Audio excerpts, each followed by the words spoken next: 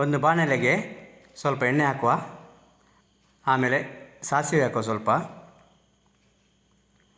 ಆಮೇಲೆ ಕಡಲೆಬೇಳೆ ಹಾಕುವ. ಸಾಸಿವೆ ಸಿಡಿದ ಮೇಲೆ ಕಡಲೆಬೇಳೆ ಹಾಕಿ ಉದ್ದಿನಬೇಳೆ ಹಾಕುವ. ಸ್ವಲ್ಪ ಫ್ರೈ ಮಾಡಬೇಕು. ಹಾಗೆ ಹಸಿಮೆಣಸು ಹಾಕುವ. ಶುಂಠಿ ಹಾಕುವ. ಶುಂಠಿ ಸ್ವಲ್ಪ ಸಾಕು. 2 ಕಟ್ ಮಾಡಿದ ಈರುಳ್ಳಿಯನ್ನು ಹಾಕುವ. ಸ್ವಲ್ಪ ಕರಿಬೇವು ಸೊಪ್ಪು ಹಾಕುವ. ಚೆನ್ನಾಗಿ ಫ್ರೈ ಮಾಡಬೇಕು. ಇದನ್ನು ಹಸಿ ವಾಸನೆ ಹೋಗಬೇಕು, ಆ ಥರ ಫ್ರೈ ಮಾಡಬೇಕು. ಆಮೇಲೆ ಇದಕ್ಕೆ ಸ್ವಲ್ಪ ನೀರು ಹಾಕುವ. ಒಂದು ಅರ್ಧ ಲೋಟೆಯಷ್ಟು ನೀರು ಹಾಕುವ. ನೀರು ಹಾಕಿ ಸ್ವಲ್ಪ ಬೇಯಲಿಕ್ಕೆ ಬಿಡುವ. ಬೆಂದಿದೆ. ಇದಕ್ಕೆ ಇನ್ನು ಅರಿಶಿನ ಹುಡಿ ಹಾಕುವ.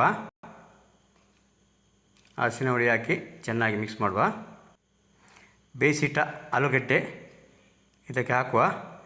ಒಂದು 2-3 ಆಲೂಗಡ್ಡೆ ಸಾಕು.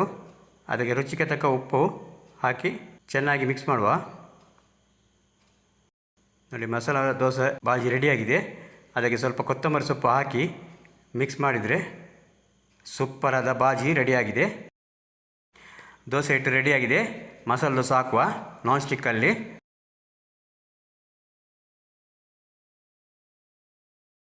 ತವ ಸ್ವಲ್ಪ ಬಿಸಿ ಆಗಬೇಕು.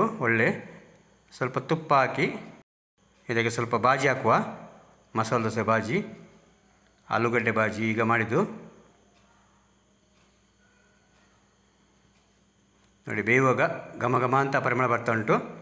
ನೋಡಿ, ಹೋಟೆಲ್ ಸ್ಟೈಲ್ ಸೂಪರಾದ ಮಸಾಲೆ ದೋಸೆ ರೆಡಿಯಾಗಿದೆ.